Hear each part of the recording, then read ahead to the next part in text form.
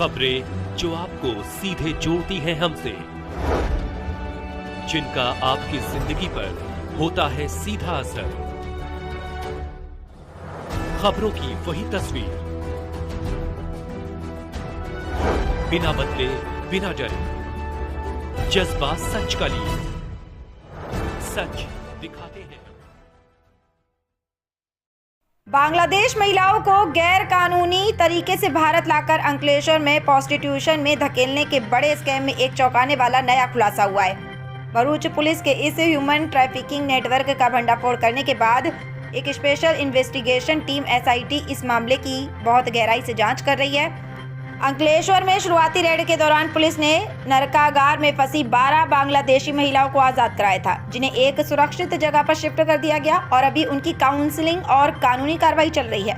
इस गंभीर घटना के बाद बनी SIT ने पिछले 2 महीनों में की गई डिटेल जांच में अब तक कुल 70 बांग्लादेशी नागरिकों की पहचान की, जिनमें 49 महिलाएं शामिल हैं। जांच में सामने आई डिटेल्स के मुताबिक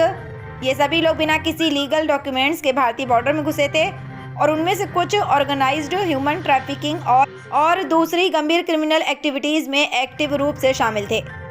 SIT चीफ और अंकलेश्वर DYSP इस बारे में कुशाल ओझा ने बताया कि इस पूरे स्कैम की जड़ तक पहुंचने और ह्यूमन ट्रैफिकिंग के इस नेटवर्क को पूरी तरह खत्म करने के लिए पुलिस ने रेड और पूछताछ का सिलसिला जारी रखा है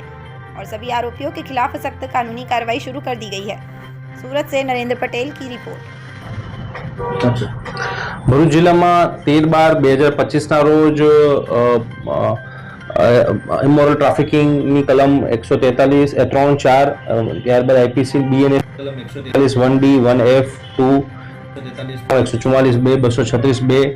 338 336 340 તથા 54 મુજબની કલમ હેઠળ ગુનો દાખલ થયેલ, જેમાં 11 જેટલી બાંગ્લાદેશી મહિલાઓને રેસ્ક્યુ કરવામાં આવેલ તથા 4 જેટલા આરોપીઓ, જે પૈકી 1 બાંગ્લાદેશી અને 3 ભારતીય વિરુદ્ધ ગુનો દાખલ કરવામાં આવેલ। ત્યારબાદ આ ગુના અંતર્ગત તેનું મને એમાં ઇમિગ્રેશન એન્ડ ફોરેનર્સ એક્ટની કલમનું પણ એડ કરવામાં આવેલ। આ અંતર્ગત ભરૂચ જિલ્લામાં તથા આજુબાજુમાં ક્યાંય પણ આ પ્રકારના બાંગ્લાદેશીનું આવાગમન હોય અને એના બાબતેનો જે ગુનો દાખલ થયો છે એ બાબતે સુપરવિઝન માટે મહેરબાન SP સાહેબ ભરૂચ દ્વારા SITનું ગઠન કરવામાં આવેલ તથા નાયબ પોલીસ અધિક્ષક અંકલેશ્વરને તેને સુપરવિઝન અર્થે SIT અધ્યક્ષ બનાવવામાં આવેલ। તે અંતર્ગત SITની કામગીરીના ભાગરૂપે અત્યાર સુધીમાં કુલ 70 જેટલી બાંગ્લાદેશી મહિલાઓ અને એને રેસ્ક્યુ કરવામાં આવેલ છે।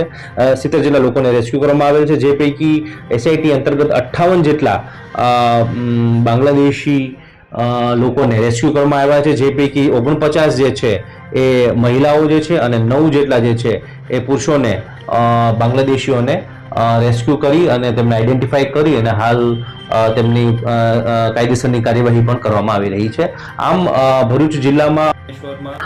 બાંગ્લાદેશીઓ જે ગેરકાનૂની રીતે ભારતમાં વસવાટ કરે છે અને ગેરકાનૂની પ્રવૃત્તિ કરી રહ્યા છે અથવા કરી શકવાની સંભાવના છે, તેને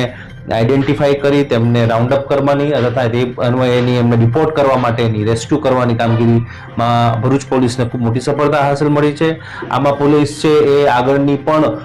લાર્જર કોન્સ્પિરન્સી કોઈ હોય કે જેમાં કોઈ પ્રકારની નાણાકીય લેવડ દેવડ કે અન્ય કોઈ ગેરકાનૂની પ્રવૃત્તિમાં આ લોકો ઈસમો સામેલ છે કે કેમ અને એ લોકોનું કોઈ નેટવર્ક છે કે નહીં તે બાબતેની પણ સઘન તપાસ પોલીસ કરી રહી છે અને ભવિષ્યમાં પણ ચાલુ છે। કેટલાક આરોપીઓ આમાં નાસ્તા ફરતા પણ છે, જેને પણ આગળ પોલીસ છે એ પકડવાની કોશિશ કરી રહી છે અને